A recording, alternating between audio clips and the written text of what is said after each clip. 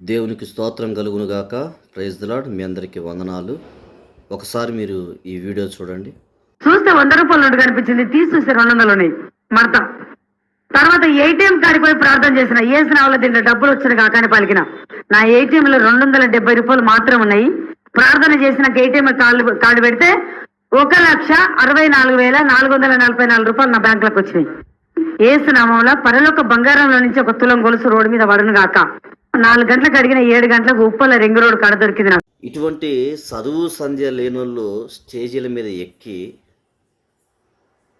ఏ రకంగా ప్రజల్ని ఎంత ఇబ్బంది పెడుతున్నారో, దేవుని నామాన్ని ఎంత అవమానపరుస్తున్నారో చూడండి. సర్వశక్తి గల దేవుని యొక్క స్థాయిని ఎంతకు దిగజార్చారంటే వీళ్ళు 200 రూపాయలు రోడ్డు మీద ఇచ్చేటోన్లాగా, ఇంట్లో గ్యాస్ అయిపోతే గ్యాస్ బండ సప్లై చేసేటోన్లాగా, రోడ్డు మీద నడుచుకుంటూ పోతుంటుంటే బంగారపు గొలుసు ఇసిరేసేటోన్లాగా దేవుని యొక్క స్థాయిని వీళ్ళు దిగజార్చడం చూసి కడుపు రగిలిపోయి నేను ఈ వీడియో చేయాల్సి వస్తుంది. వీటిని ఎవడు సాక్ష్యాలు అండో, బైబిల్ దీన్ని యాక్సెప్ట్ చేయదు. ఇటువంటి ఎవరం తప్పిన సాక్ష్యాలు చెప్పి క్రైస్తవం యొక్క పరువు తీయకండి దయచేసి. సాక్ష్యం అంటే ఏడుదో చెప్పనా? పౌలు భక్తుడు అంటాడు, ఒకప్పుడు నేను హింసకుడను, దూషకుడను, హానికరుడను, అయితే ప్రభు నన్ను దర్శించాడు, నా జీవితాన్ని మార్చాడు. ఇప్పుడు దేవుని యొక్క ప్రేమను చాటే వ్యక్తిగా నేను మారిపోయాను. ఇది కదా సాక్ష్యం అంటే. ఒకప్పుడు నేను నీతి మాలిన దాన్నండి, ఇప్పుడు నేను నీతిగా బతుకుతున్నానని ఎందుకు సాక్ష్యం చెప్పవు నువ్వు? ఒకప్పుడు నా జీవితం ఎంతో దుర్భరంగా ఉందండి, ఇప్పుడు నేను ఒక క్రమం కలిగి బతుకుతున్నానని ఎందుకు చెప్పవు?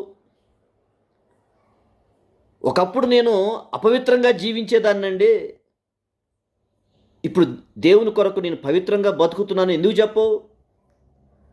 ఒకప్పుడు నేను అవిశ్వాసంతో ఉండేదాన్ని, ఇప్పుడు నేను విశ్వాసం కలిగి జీవిస్తున్నాను ఎందుకు చెప్పవు?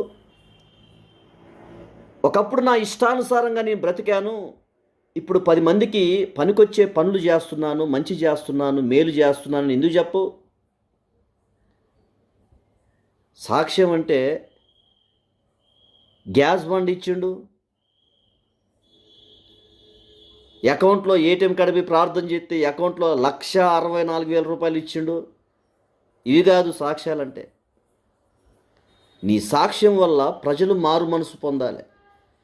నీ సాక్ష్యాన్ని విని హృదయంలో పరివర్తన రావాలి. మీరు చెప్పే సాక్ష్యాల వల్ల ప్రభు నామము నవ్వుల పాలవుతుంది తప్ప ప్రజల యొక్క జీవితాలు మారేటట్లుగా లేవు మీ సాక్ష్యాలు. దయచేసి ఇటువంటి సాక్ష్యాలు చెప్పి ప్రభు యొక్క పరువు తీయకండి, క్రైస్తవ్యం పరువు దిగజార్చకండి. అర్థం చేసుకుంటారని ఈ వీడియో చేస్తున్నా. Thank you.